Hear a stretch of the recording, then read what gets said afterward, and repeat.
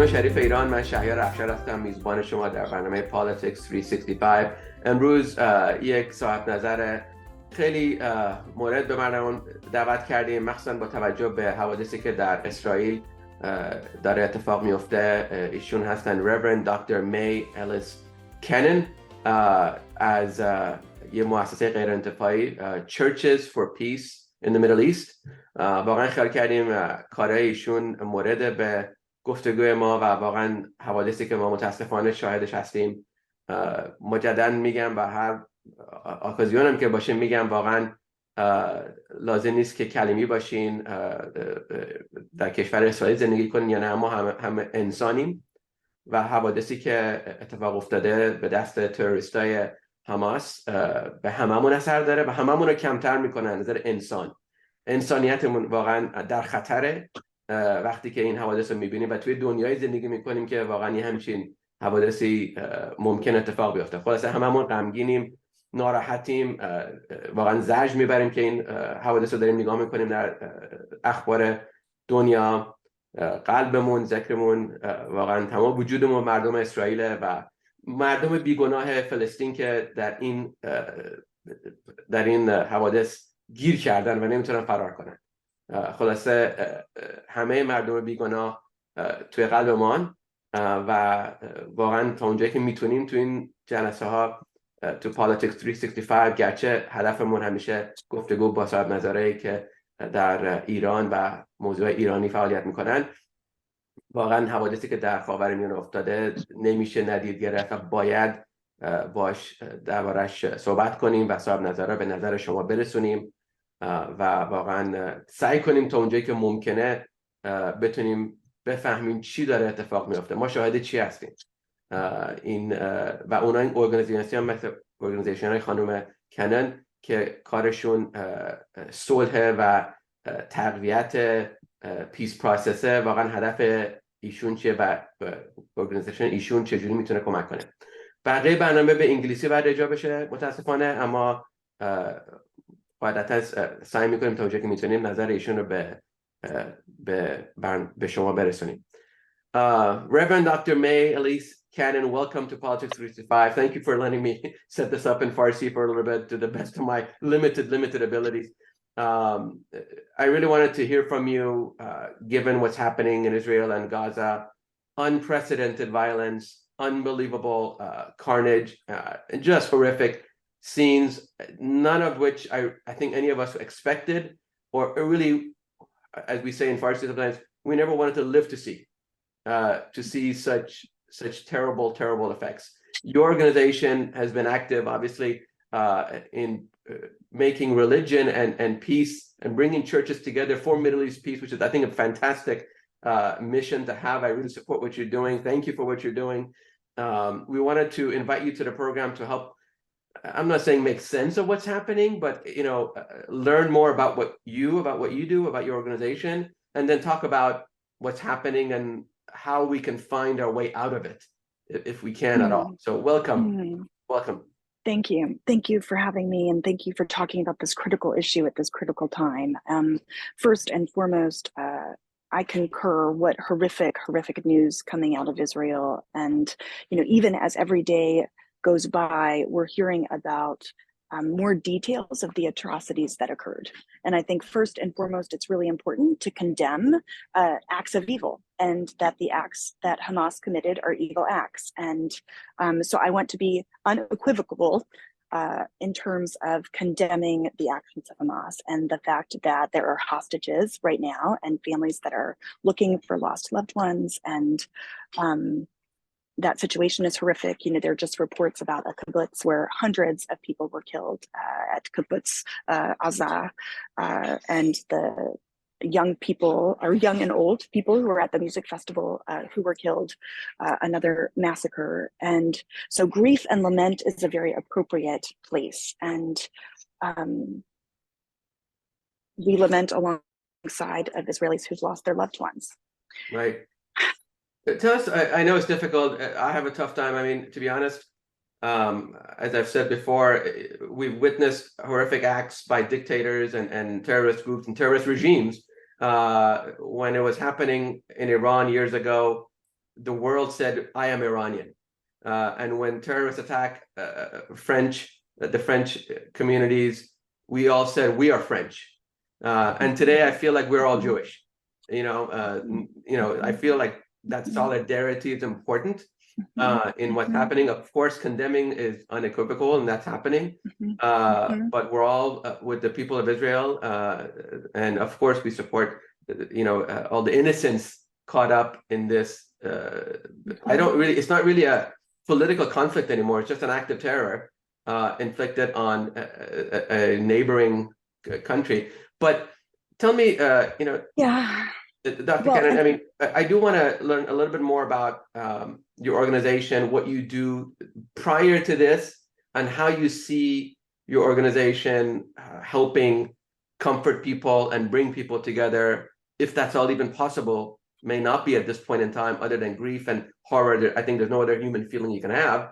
But what do you see in the future? But tell us about what brought your organization to be and what you are doing. And I will. I do want to say, as condemnation and lament is a starting point, and I believe in what you just articulated about solidarity, where I think our organization, we're a Christian ecumenical organization, so we're diverse across Christian, theological. We're as different as you can be and still self-identify as churches or Christian. We don't agree on almost anything, and yet we come together for peace in the Middle East. And as you talk about solidarity with the Jewish people in the midst of their suffering, and what I'm about to say may challenge or provoke people, and so I'm saying it with a humble heart. I also think we have to be in solidarity with the civilians in Gaza who did not vote for Hamas, who are suffering at the hands of the bombs that are coming into Gaza. There are 2 million people in Gaza who are Palestinian. More than 50% of them are under the age of 18. The vast majority of those are children. And one of the mechanisms of Israel's response is to cut off electricity, water, and gas. So Gaza has been under siege, under military control for 16 years. But now we just heard this morning that the gas that was in the electric plant is gone. And so very, very soon you will have no electricity. They already had no potable water without, water treatment plants. So they now don't have any means of getting water to drink that is safe to drink. And so what was a humanitarian crisis and what was desperate people, the vast majority of whom are not militant, the vast majority of whom don't support terrorism, the vast majority of whom I think if they stepped outside of their own immediate circumstances would be deeply empathetic to Jewish suffering. And so I just would encourage us, and part of our goal in peace is to say, yes, pray for the people of Israel and pray for Palestinians who are suffering as well. And so that's how we got started. We got started, next year will be our 40th anniversary. We were started in 1985. I'm a pastor. I'm ordained in one of the few evangelical denominations that ordains women. And we now have more than 30 member communions. So we are Catholic, Orthodox, Protestant, evangelical, and peace churches. So the vast majority of American Christian denominations, not all of them, but many of them are a part of our membership. Thank you for explaining that. How have you found your work up to now? I mean, prior to the Hamas attack, what could you consider some of your success stories in bringing people together? And we'll get to the second part later. Sure. I think some of our success stories is, there are incredible people in Israel who believe that for Israel to have peace, they have to care about the concerns of their Palestinian neighbors. And they are wonderful advocates, and they are ardent supporters of their own state while caring about their neighbor, and vice versa. That you have people on both sides of the conflict that are calling for peace, that are advocates for peace. And I think that's courageous and bold. And so, you said, how do we move forward from here? And is there any hope? This morning, we had a prayer gathering. We had a prayer gathering on Monday, another one today. We're meeting every Wednesday now until the war comes to an end. We're praying in between, but we're calling for collective prayer on Wednesday mornings. And this morning, we had Jewish Israelis join us who are not Christian. They're Jewish, and they prayed with us, and we prayed for the families Jewish families who've lost loved ones, or who know their families have been taken hostage, and we prayed for Palestinians who've lost loved ones. We prayed for an end to the violence, and we prayed in Hebrew, and we prayed in English. And you don't want me to pray in Arabic because my Arabic is well, my Farsi is worse, but my Arabic is not very good. But it was beautiful. And this Jewish woman said, how wonderful that we can come together in hope, even when, Hamas and Israel are at war. The Palestinian people, Palestinian mothers, the vast majority are not at war. It's this militant group. And I think differentiating between the Palestinian people and Hamas is really, really important. Well, thank you for that clarification. And I hear, Israeli representatives of government say that on CNN about their top priorities protecting or making sure the innocent don't fall victim in their right to defend themselves. But unfortunately, Hamas uses, it sounds like, I'm not an expert in this, but has years used, residential or civilian bases of operation. This is their I don't know what their logic is. It defies any kind of sanity, but they use the people that they purport to protect. They use the homes and the civilian areas where they say, we want to help, we want to stand up for these people. Who knows what they're doing? And yet make that as valid, as the Israeli government says, a valid target when you launch attacks. So I'm no judge of military tactics or who does what. But I agree, obviously, I think religion through the years has unfortunately been used as a prelude to war, or so many people have died in the name of religion, the denomination, and Christians and Muslims fighting, but to see these events explode, however the Palestinian people may have a political right to resist or confront politically. No mother likes to see their sons and daughters go to war. No mother, Palestinian or Jewish, likes to see their children at risk. And now everybody's at risk. Whatever your political stance, everybody's at risk. And I'm glad you shared that, you've come together and you continue, I hope, bringing people together of all different religious backgrounds. At some point, praying and brings people comfort, right? Like I said, I'm not a terribly religious person, but I totally respect, 100% respect all religious faiths. And I've been to mosques and synagogues and cathedrals and basilicas, and I find peace in all of those places, right? Strictly peace. Not what we're observing on TV now. This is pure evil act, 100%. That's not even a question. But to me, the purity of religion, it brings people together, brings people peace. And I always tell people, someone is carrying, a message of peace when they come with you at peace. If they come with you with guns, they are not representing any religious organization or religious ideology. They represent themselves. They have nothing to do with peace, right? So I really wish your organization well and success. And in the couple of minutes we have left, what do you, apart from bringing multi-denominations for peace and prayer, what do you see your organization doing in the coming weeks, months, and these critical times where people are suffering on both sides? What does the road ahead look like? Right. So we say pray, give, and act. And so we're calling people to prayer, not only for comfort, but we believe that it is a way that it can change minds, hearts, attitudes, and also calling for God's intervention, right? We do need a miracle.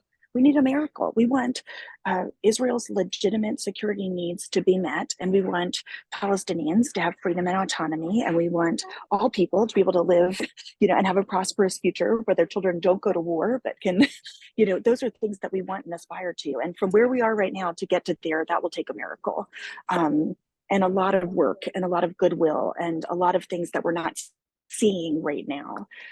The good news is that in any major conflict in the war, be it Northern Ireland or South Africa or any major conflict, most of the time before peace came, it was the darkest hour. before apartheid fell, and before there was peace in Northern Ireland between Catholics and Protestants, it was often the time where the war was at the worst and where they thought peace was not possible. And so I hope that encourages us, that we don't know when a breakthrough will come, but we're going to keep working toward it, and when will there then be a courageous actor that will say, I'm not going to escalate this war, even though revenge is justified, or further war may be justified. I'm not a just war theorist. I believe that sometimes war is necessary, but heaven help us if we can lay down our arms, may we, right? And so can we do everything possible? My great fear right now is the escalation of war. So we are working to try to de-escalate. Is there a way that the hostages can be returned home safely to their families? There is a conversation now between Qatar and some other actors. Hamas has said that they would be open to the possibility of a prisoner exchange between women and children. And Israel has said at this point, no, we're not going to negotiate with terrorists. But my point is there any diplomatic possibility that will not result in more war? Or the big concern is that this will escalate to a regional war, a war with Hezbollah, a war with Syria, perhaps Iran. And if this becomes a regional war, heaven help us, what does that mean? And so we're praying, we're acting, we're trying to educate about the repercussions of these things. And then the action comes from, we're talking to our elected officials. We're based in Washington, D.C. And so action can mean a lot of things. It can mean educating our elected officials. It also can mean supporting organizations that are doing work you believe in. Perhaps it's ours. Perhaps it's a humanitarian organization that is supporting families that just lost loved ones. Perhaps it's, there's incredible international organizations that are doing work getting water into Gaza, at least when we're advocating right now for humanitarian access so that at least water and medical needs, can get to the people of Gaza. And that's the kind of work right now, I think, that saves lives and builds hope for a future rather than war and death and destruction. Hope is a good thing. It's difficult to find right now.